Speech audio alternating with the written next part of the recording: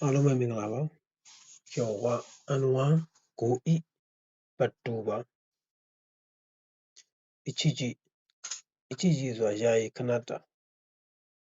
そのサービスは一時停止しているဒီサービスကိုခဏတာရပ်ထားတယ်ပြီးတော့一တို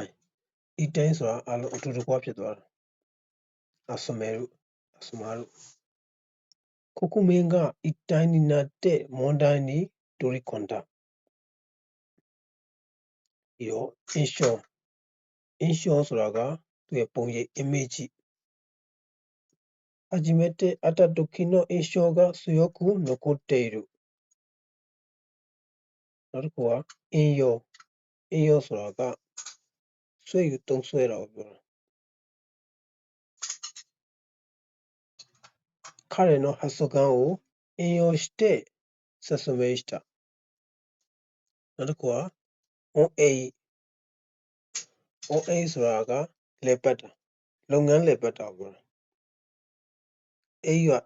営むအလုပ်လုပ်ကိုင်နေတဲ့လည်ပတ်တာကိုပြောတာ会社の運営には多くの費用がかかるနောက်တစ်ခုက次は運行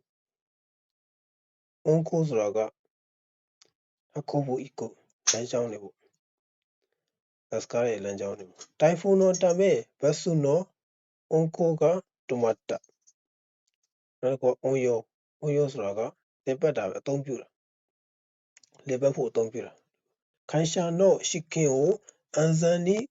運用しているနောက်တစ်ခုက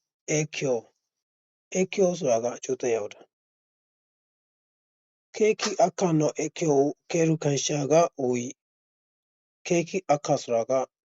စီးပွားရေးကျဆင်းလာတိုင်းပြည်ရဲ့စီးပွားရေးကျဆင်းလာမှုဟုတ်ပြော栄養不足になると体調が崩しやすい栄養不足ဆိုတာအာဟာရမပြည့်ဝမှုအာဟာရမလုံလောက်မှုになると体調が崩しやすい暗了彼は人に迷惑をかけたくなくていつも暗了している以上ですありがとうございました